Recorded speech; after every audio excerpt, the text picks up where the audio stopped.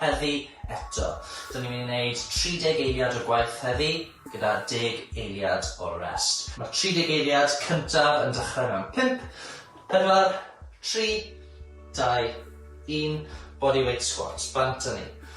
Lawr yn araf bach, pen lan os chi'n gallu, a cofiwch os chi eisiau gwneud y symudiad yn rhwyddach, na gyd sy'n eisiau gwneud, pillow, a mae llai gyda chi fynd wedyn. Neu os chi eisiau, os yna pillow gyda chi, jyst cerwch hanner ffordd lawr. 20 eiliad wedi fynd.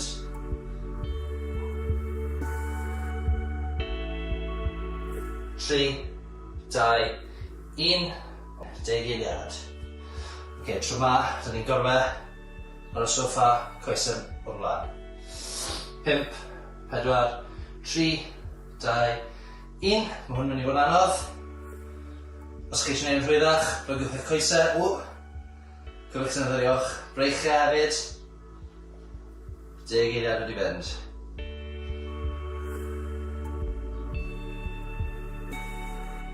Un 5, 16.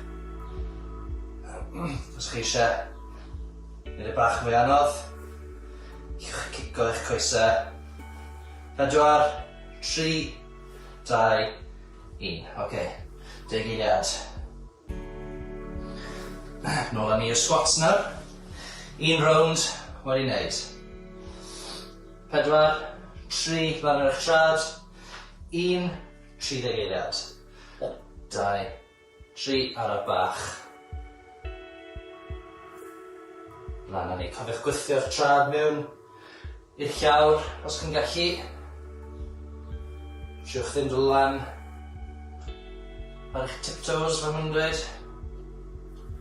O, fi'n dechrau chwysu'n barod, mae'n boeth tu allan. 5, 4, 3, 2, 1.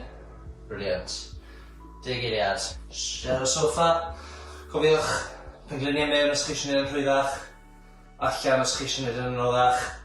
Cico os chi eisiau gwneud yn anoddach eto. Bant ni.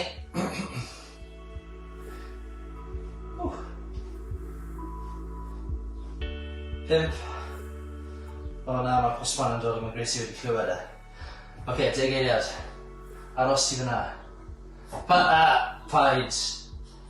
Trio neu fideo fan hyn.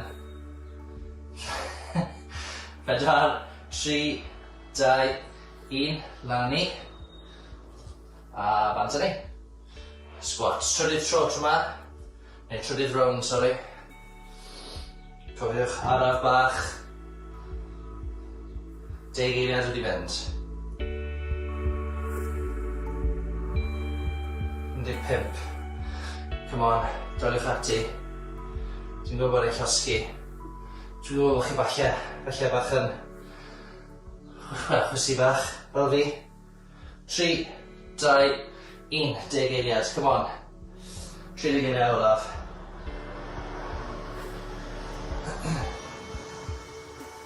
Deg eiliad wedi mynd. Doliwch ati.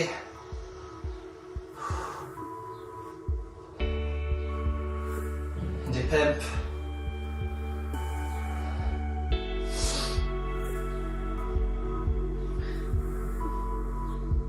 5, 4, 3, 2, 1. Come on, un set o squats to.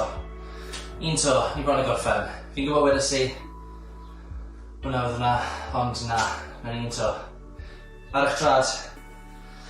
3, 2, 1, 30 eiliad. Hwn, promes, hwn yw'r un olaf. Dwi'n addo.